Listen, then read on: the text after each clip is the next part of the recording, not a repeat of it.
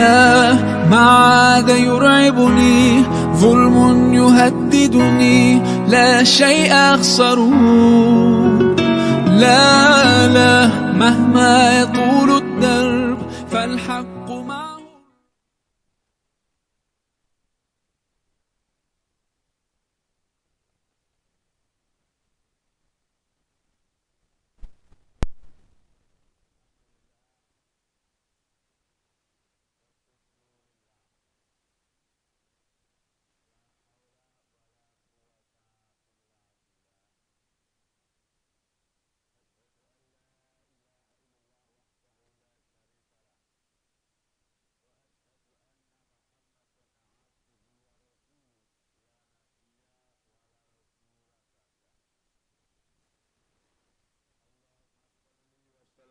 Barik ala Muhammad ibni Abdillah wa ala alihi wa sahbihi wa man tabi'ahu bi ihsanin ila yaumil qiyamah. Amma ba'du, fa ya ayyuhal hadirun ittaqullah wallahu yuhibbul muttaqin. Jamaah maghrib rahimakumullah. Alhamdulillah kita senantiasa mendapatkan rahmat dan nikmat dari Allah Subhanahu wa Ta'ala, yang dengan itu kita bisa melaksanakan serangkaian kegiatan di dalam kehidupan dunia ini, khususnya di dalam melaksanakan ibadah-ibadah baik yang wajib maupun yang sunnah, baik ibadah-ibadah yang berupa jasmaniyah maupun rohaniyah. Harapan kita tentunya mudah-mudahan seluruh ibadah dan amal soleh yang kita lakukan akan mendapatkan ridho dan diterima oleh Allah Subhanahu wa Ta'ala. Amin ya rabbal alamin. Jamaah maghrib Masjid Al-Azhar rahimakumullah. Pada malam hari ini saya akan menyampaikan sebuah tema, yaitu hikmah ibadah kurban. Pada setiap tahun di bulan Dzulhijjah, yaitu bulan terakhir dari tahun Hijriyah, tepatnya setiap tanggal 10 kita akan melaksanakan satu perayaan besar. Karena memang bulan Dzulhijjah itu orang Jawa bilang itu bulan besar. Jadi kalau ada orang mantu dikatakan kapan mantu bulan besar, nah, itu namanya bulan Dzulhijjah. Cuma anehnya kalau Dzulqa'dah bulan Selo, di Selo sembarange, nah, itu kadang-kadang salah. Ya. Pada bulan itu juga, mulai tanggal 10 sampai dengan tanggal 13, tanggal 10 adalah tanggal yang disebut dengan tanggal pelaksanaan Idul Adha, sholat Idul Adha. Kemudian 11, 12, dan 13 tasyrik, ya, itu tambahan untuk melaksanakan ibadah kurban atau disebut dengan ayyamu tasyrik wa ayyamu nahr, yaitu hari-hari tasyrik dan hari kurban. Kurban itu berasal daripada bahasa Arab, dari qoroba yaqrubu kurbanan, artinya dekat, mendekatkan. Nah, apa itu fi'il masjidnya taqarraba, ya taqarrabu taqarruban, nah, itu mendekatkan diri. Nah, pengertian dari kurban itu banyak, ada beberapa pendapat. Yang pertama dari Sayyid Sabiq, yang beliau mengatakan al-udhiyatu ismun lima yudbahu minal ibli wal baqari wal ghanami yauman nahri wa ayyam tasyrik taqarruban ila Allah taala. Al-udhiyah itu nama dari binatang yang disembelih, apakah dari unta, lembu, kambing pada hari nahr, dan hari-hari tasyrik, yaitu tanggal 10 dan tanggal 11, 12, dan 13. Taqarruban ila Allah Ta'ala, yang tujuannya adalah untuk mendekatkan diri kepada Allah Subhanahu wa Ta'ala. Ini pendapat saya Sabiq. Jadi al-udhiyah atau kurban itu adalah satu nama dari kegiatan penyembelihan ternak, baik itu dari unta, kalau di Indonesia ya tidak ada unta ya, atau sapi boleh, kerbau boleh, kuda mungkin, kemudian kambing, ya, baik itu kambing Jawa, kambing domba dan lain sebagainya, yang dilaksanakan pada hari nahr, yaitu pada tanggal 10 Dzulhijjah, wa ayyamu tasyrik, dan pada hari-hari tasyrik, yaitu pada tanggal 11, 12, dan 13 Dzulhijjah. Yang tujuan utamanya adalah untuk mendekatkan diri kepada Allah Subhanahu wa Ta'ala. Ini pengertian yang pertama. Kemudian yang kedua, dari Dr. Wahbah Az-Zuhaili, beliau mengatakan, al-udhiyatu lughatan ismun lima yudhahi bihi aw lima yudbahu ayyama idil adha. Udhiyah atau korban secara bahasa adalah nama dari apa yang disembelih. Ya. Nama apa yang sembelih, au lima yudbahu, atau yang sembelih itu pada hari-hari Idul Adha. Fal udhiyatu ma yudbahu fi yaumil adha.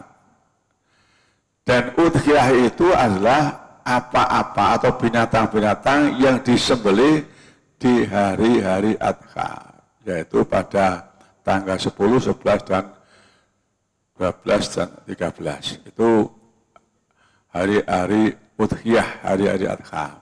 Ya. Ini pendapat yang kedua. Kemudian menurut Majelis Tasjih ya, dan Tasdid pimpinan Pusat Muhammadiyah, korban itu adalah sebagaimana yang kemukakan oleh Wahbah Zuhaili, yaitu pendapat yang pertama tadi, ya dzabhu hayawanin maksusin biniyatil kurba fi waktin maksusin. Korban itu ialah, kata ulama-ulama tasjih di pimpinan Pusat Muhammadiyah, menyembelih hewan tertentu, apakah itu sapi, unta, kerbau, kambing, dalam waktu tertentu, yaitu waktunya ditentukan, yaitu pada tanggal 10, 11, 12, dan 13 Dzulhijjah, dengan niat mendekatkan diri kepada Allah. Ya. Jadi niatnya itu hanya untuk mendekatkan diri kepada Allah. Aw ma yudhaku minan na'ami taqarrubanillahi ta'ala fi ayyamin nahr, atau hewan yang disembelih dengan niat mendekatkan diri kepada Allah Ta'ala dalam hari-hari nahr. Itu definisi atau takrif atau pengertian daripada korban menurut ulama-ulama tarjih pimpinan Pusat Muhammadiyah yang disebutkan dalam buku himpunan ya, putusan tarjih jilid 2. Cuma sayangnya buku HPT jilid 2 ini belum beredar. Tapi saya bisa download dari buku itu. Pernah saya tanyakan di pas saya berada di kantor pimpinan pusat itu sekarang masih dalam proses pencetakan. Karena dulu katanya notelennya itu, notelen daripada sidang itu ketelisut katanya. Tidak tahu kok sampai begitu.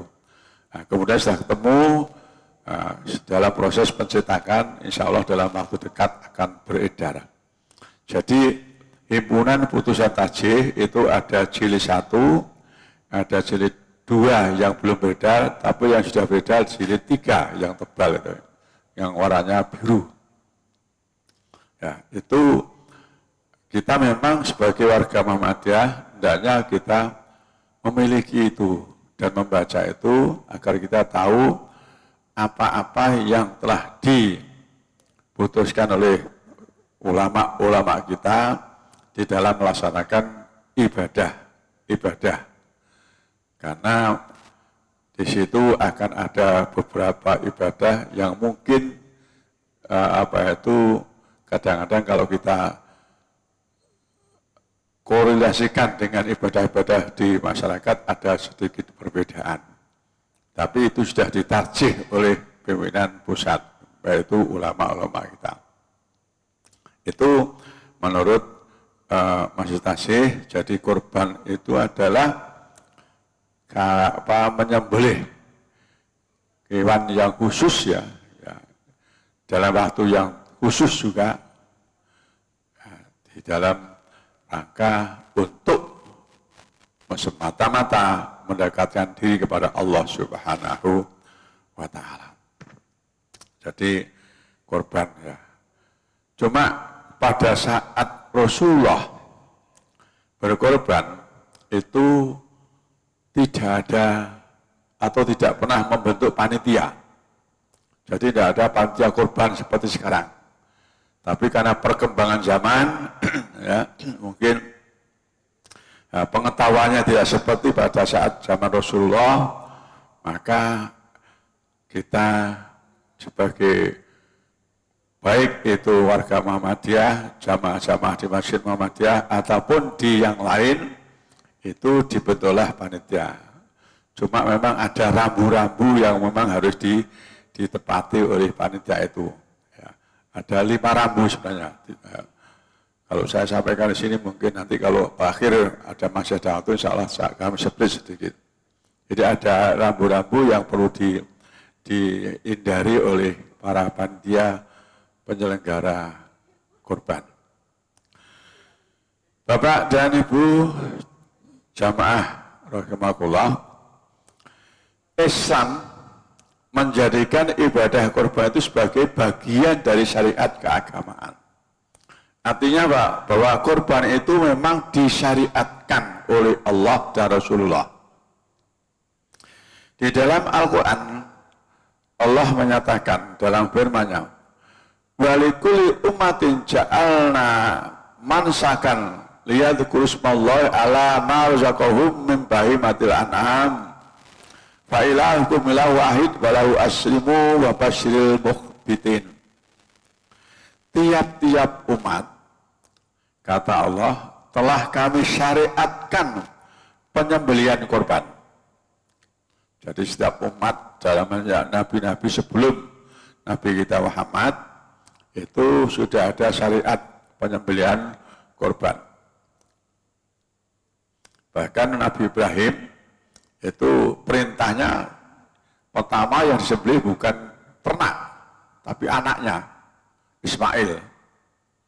Ya, ini maka kalau kita pada bulan Dzulhijjah ini mesti kita ingat pada peristiwa Nabi Ibrahim dengan Ismail yang waktu itu Nabi Ibrahim diperintah oleh Allah lewat mimpinya. Arafil manami ani azbahuka, kata Ibrahim padanya. Kemudian fandur madza taro. Kemudian beliau minta pertimbangan anaknya, gimana pendapatmu anakku? Supaya mereka menyebut Allah terhadap binatang ternak yang telah diberikan Allah kepada mereka. Maka Tuhanmu ya Tuhan yang Maha Esa.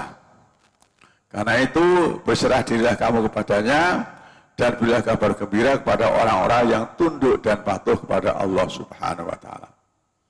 Jadi pada intinya bahwa Islam itu sama dengan nabi-nabi yang dulu. Islam yang dibawa Nabi kita Muhammad itu sudah ada syariat untuk menjalankan penyembelihan ternak korban. Ya.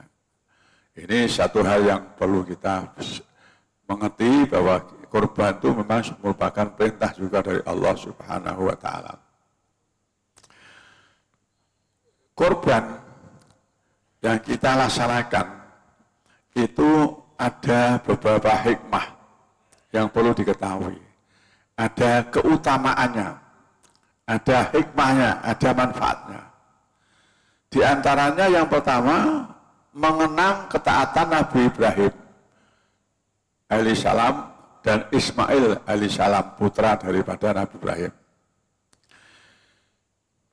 Jadi kalau kita ini pada bulan ini, kita mesti ingat peristiwa sejarah yang pernah ditampilkan oleh Nabi Ibrahim alaihissalam, yang sebutannya banyak sekali. Ada Khalilullah, kekasih Allah. Ada ayah dari para nabi, itu Nabi Ibrahim. Ya, karena apa? Karena ada 25 dari 20 nabi itu sebagian besar adalah keturunan daripada Nabi Ibrahim. Ini maka disebut dengan Abul Anbiya, yaitu ayah daripada para nabi, itu Ibrahim. Allah berfirman, "Walamma balagha ma'au sa'ya qala ya bunayya inni ara fil manami anni adbahuka fanzur madza tara."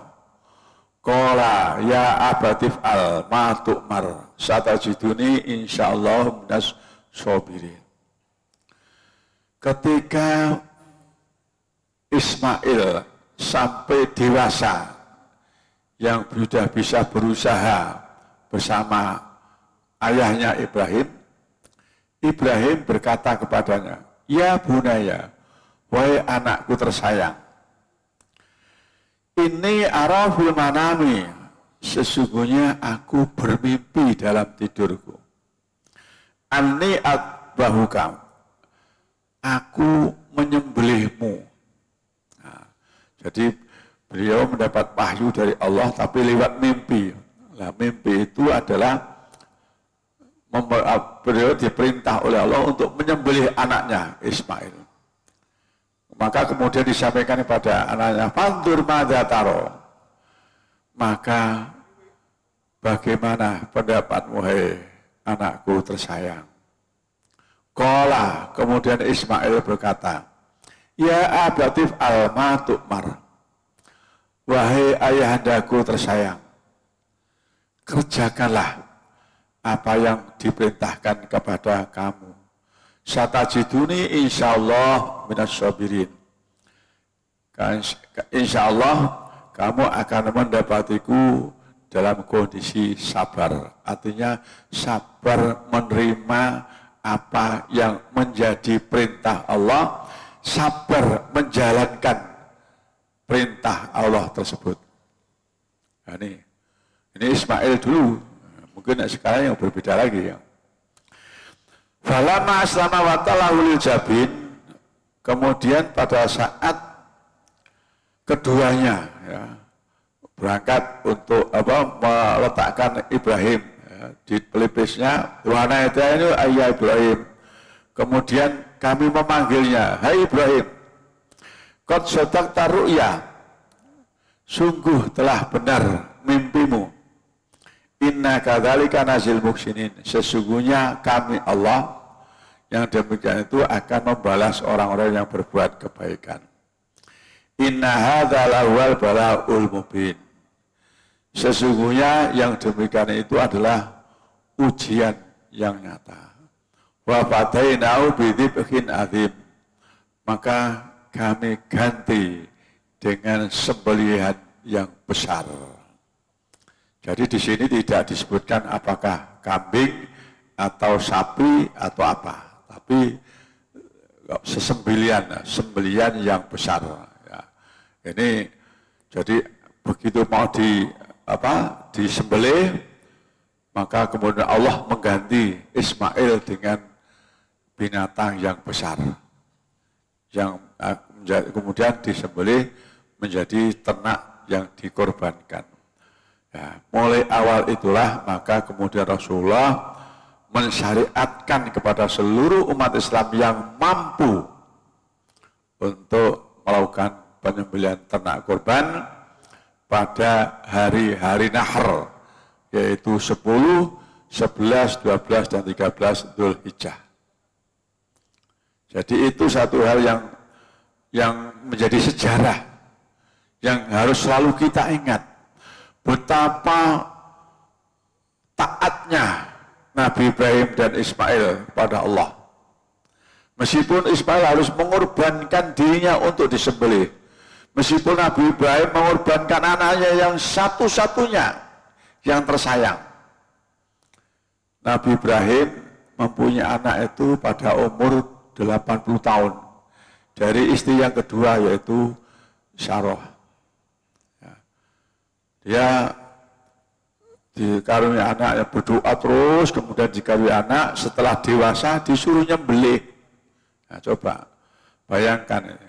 Tetapi karena beliau itu seorang nabi, maka tidak ada alternatif lain kecuali mentaati perintah itu, meskipun harus mengorbankan anaknya yang tersayang satu-satunya itu. Ini sejarah yang sangat berharga yang harus kita pelajari dan kita sikapi pada diri kita. Kalau Nabi Ibrahim saja untuk mengorbankan anaknya mau, kalau kita mampu, mengapa tidak mau untuk mengorbankan binatang ternak yang kita beli, yang kita sembelih. Nah, jadi pertama, hikmahnya adalah kita mengingat peristiwa sejarah antara Nabi Ibrahim dan Ismail yang waktu itu diperintah untuk melakukan pengorbanan berupa anaknya. Yang kedua, sebagai realisasi ketakwaan seseorang kepada Allah Subhanahu wa Ta'ala. Jamaah rahimakumullah, penyembelihan ternak yang kita lakukan, sebesar apapun binatang yang kita sembelih kemudian menghasilkan daging yang banyak, misalnya seharga 1 miliar, seperti yang presiden akan mengkorban itu nilainya 1 miliar lebih harganya.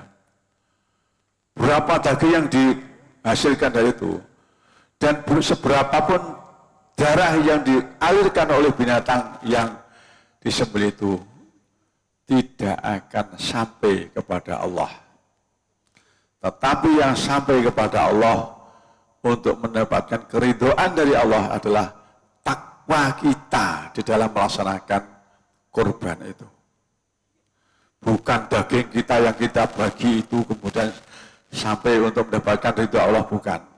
Darah yang dikucurkan oleh binatang yang kita sembelih itu bukan, tetapi yang sampai kepada Allah ketakwaan kita kepada Allah Subhanahu wa Ta'ala. Kenapa?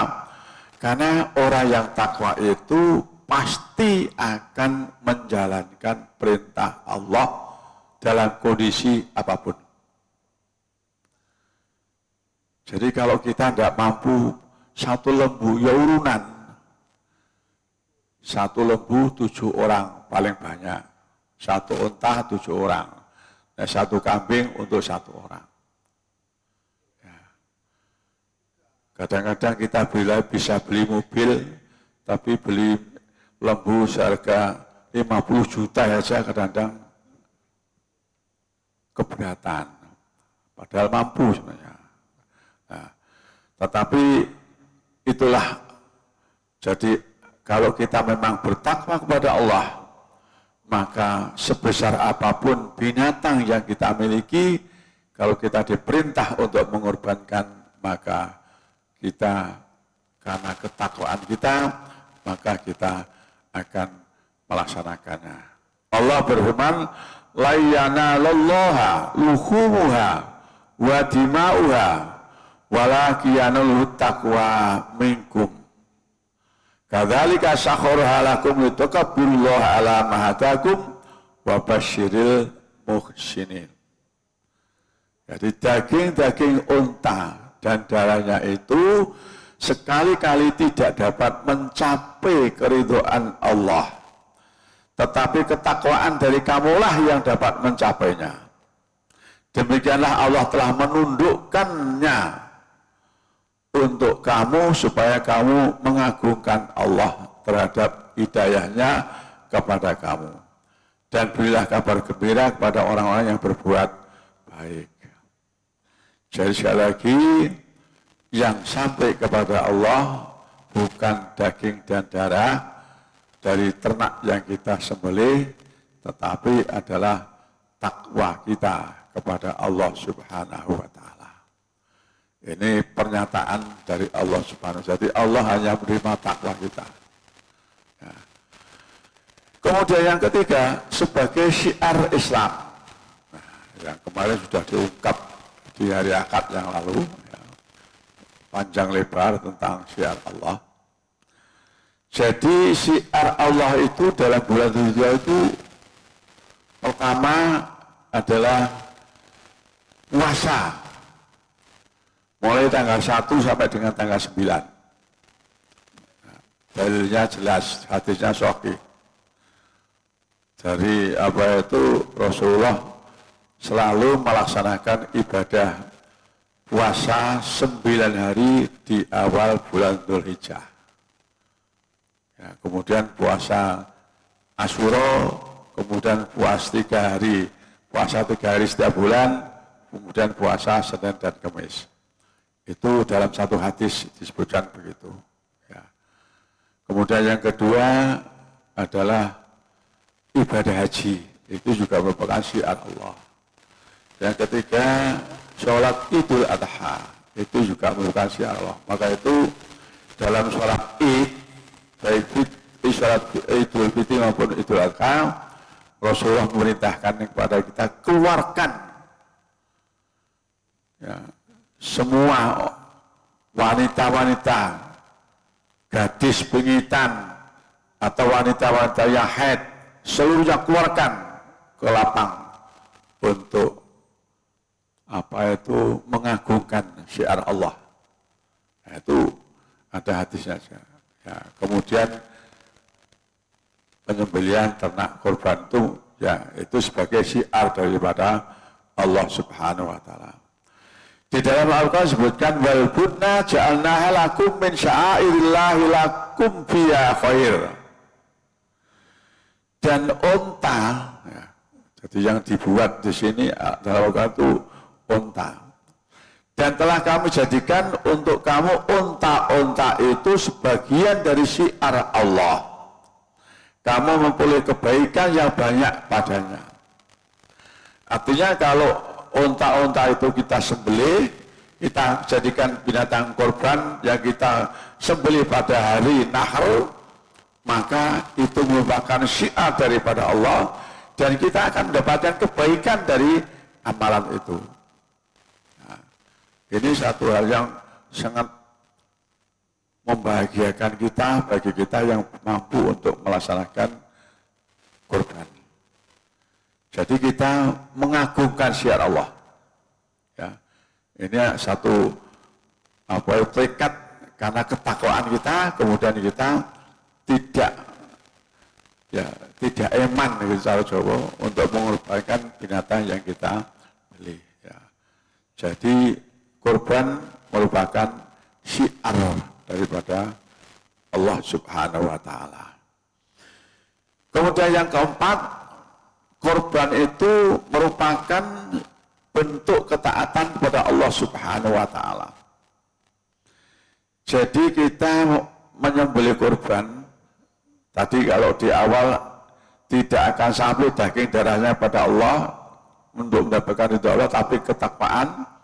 Tetapi di dalam keutamaan yang keempat ini, ibadah korban itu sebagai bentuk ketaatan kepada Allah Subhanahu wa Ta'ala. Karena itu Allah berikan peringatan keras kepada kita, pada umat Islam yang mampu.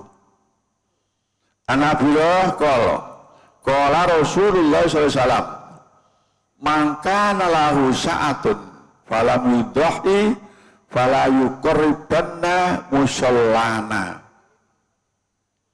Abdullah mengatakan dalam hadis ini, Rasulullah SAW bersabda, siapa, kata Rasul, yang diberikan kelapangan rezeki, diberikan rezeki banyak oleh Allah, tetapi dia tidak mau berkorban, menyembelih ternak korban, fala yuqribanna musallana, maka jangan sekali-kali mendekati tempat sholat kami.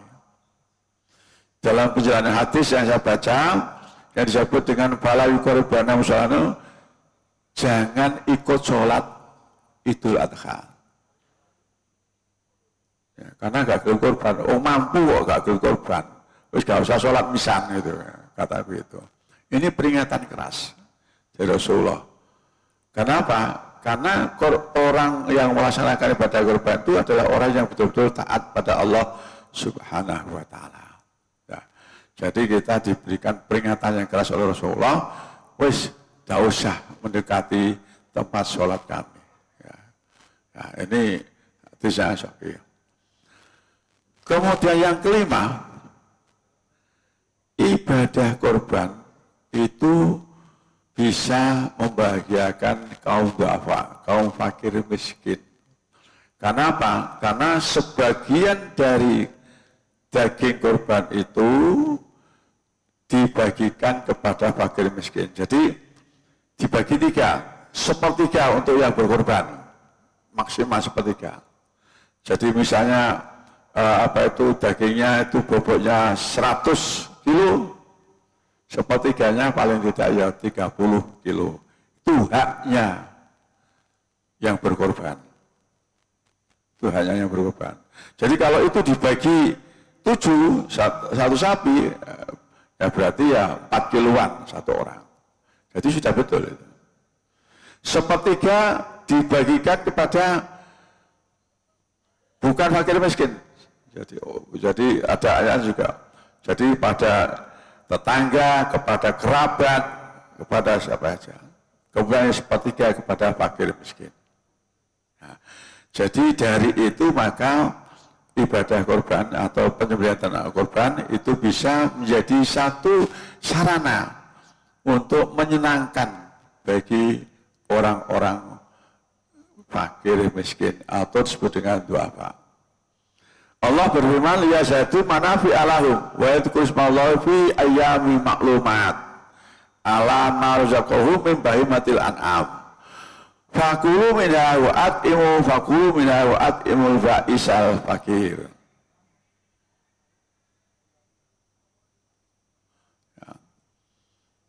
Ya zatu manafi alahum wa yadhkuru ismallahi fi ayyami ma'lumat.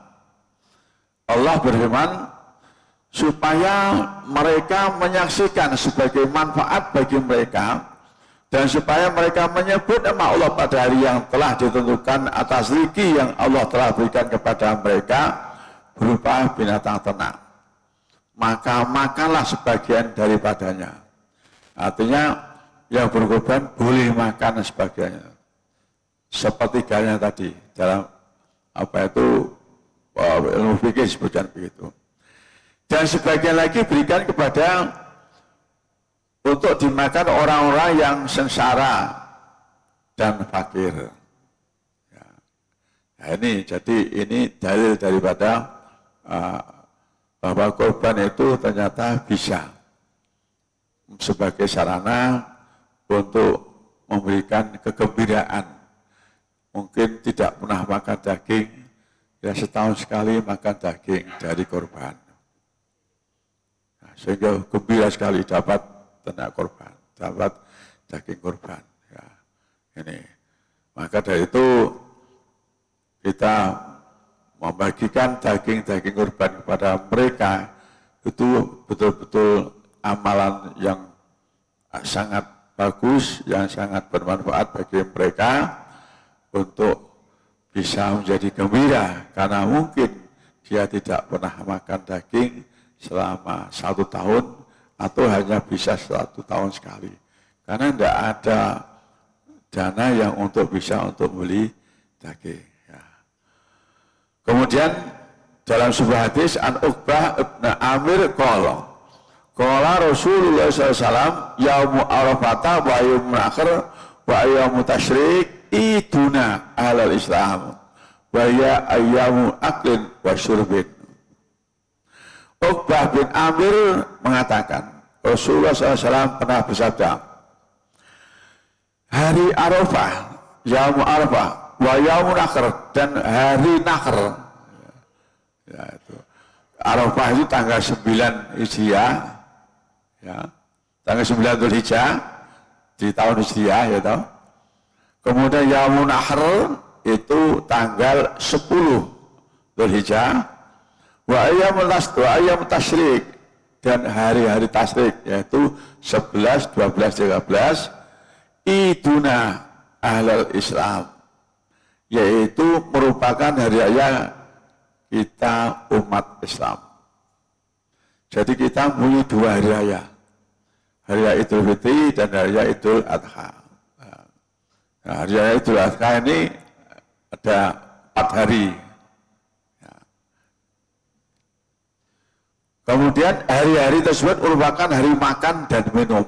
Nah, kata Rasul, hari-hari tersebut adalah merupakan hari makan dan minum. Maka pada hari itu haram kita melaksanakan puasa. Jadi 10 Dzulhijjah, 11 Dzulhijjah, 12 Dzulhijjah, dan 13 Dzulhijjah kita diharamkan untuk melaksanakan ibadah puasa. Nah, jadi itu merupakan satu berita yang baik dari Rasulullah, maka kita hendaknya ikut membahagiakan bagi orang-orang yang tidak mampu pada hari-hari yang hari itu khusus dinamai hari-hari untuk makan dan minum. Nah, itu jamaah rahimakumullah. Kemudian yang ke-6, hikmah kurban yang kita laksanakan itu adalah dalam rangka untuk mensyukuri nikmat Allah Subhanahu wa Ta'ala. Kenapa? Karena Allah sebenarnya sudah banyak memberikan nikmat pada kita, tidak pernah kita mampu untuk menghitungnya. Dalam ayat Al-Quran disebutkan, wa atakum min kulli ma sa'altumuhu wa in ta'uddu nikmatallahi la tuhsuha innal insana la dzalumun kafur. Dan telah kami berikan atau kami datangkan kepada kamu semua apa saja yang kamu minta, apa saja yang kamu harapkan.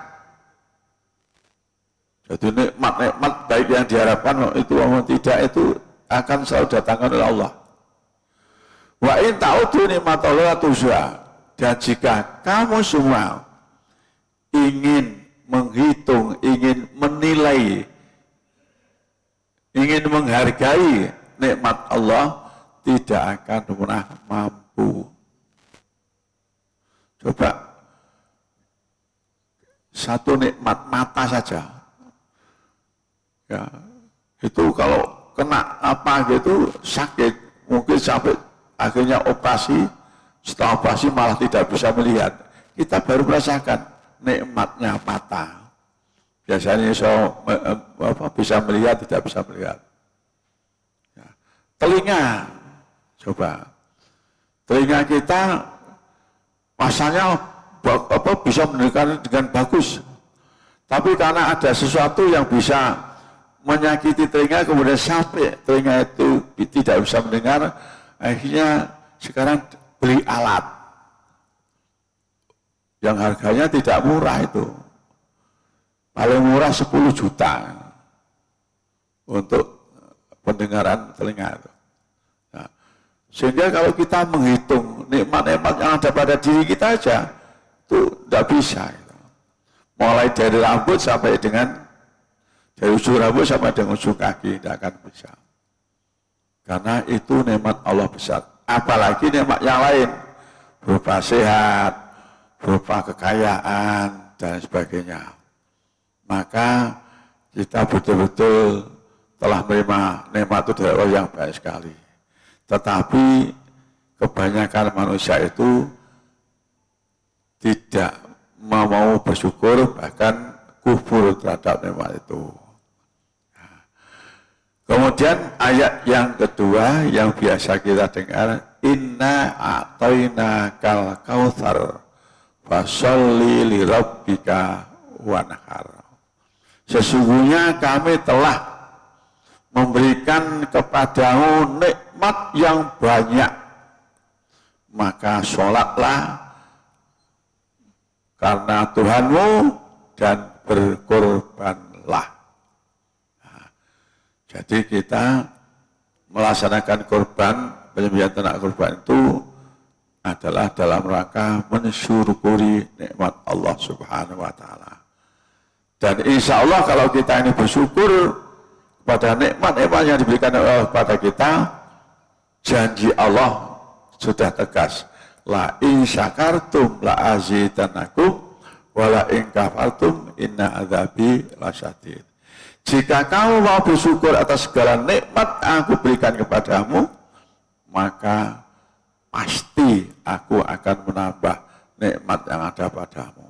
Tetapi sebaliknya, jika kamu kufur atas nikmat yang telah kau berikan kepadamu, yang telah aku berikan kepadamu, maka ingatlah azabku sangat dahsyat, sangat pedih, sangat sakit. Karena itu Allah hanya memerintah washkuruli wala takfurun. Bersyukurlah kepadaku atas segala nikmat-nikmat yang telah kuberikan, jangan pernah kufur. Nah, salah satu dari hikmah korban adalah mensyukuri nikmat Allah Subhanahu wa Ta'ala. Bapak dan Ibu jamaah maghrib rahimakumullah, itulah di antara hikmah yang penting dari pelaksanaan ibadah korban. Berbahagialah kita yang bisa dan mampu melaksanakan ibadah korban itu, dan mudah-mudahan semuanya didasari dengan keikhlasan, semata-mata menunjukkan ketakwaan kita kepada Allah Subhanahu wa Ta'ala, menunjukkan ketaatan kita kepada Allah Subhanahu wa Ta'ala. Insya Allah Allah akan memberikan balasan yang besar sekali kepada kita semuanya. Dan bagi yang belum mampu, mari kita doakan mudah-mudahan tahun depan bisa melaksanakan korban. Dan itu memang satu hal yang menjadi harapan kita semuanya, ya, sehingga kita akan bisa ikut membahagiakan kaum duafa pada hari-hari Nahr, yaitu tanggal 10, 11, 12, dan 13 Dzulhijjah. Mudah-mudahan Allah Subhanahu wa Ta'ala senantiasa berikan satu bimbingan, tuntunan yang baik kepada kita sekalian, sehingga kita bisa melaksanakan perintah-perintahnya dengan baik dan ikhlas, dan semata-mata hanya ditujukan untuk Allah Subhanahu wa Ta'ala. Demikian kurang lebihnya apa yang kami sampaikan, mudah-mudahan bermanfaat. Nasrun minallah wa fathun qarib wa basyiril mu'minin. Assalamualaikum warahmatullahi wabarakatuh.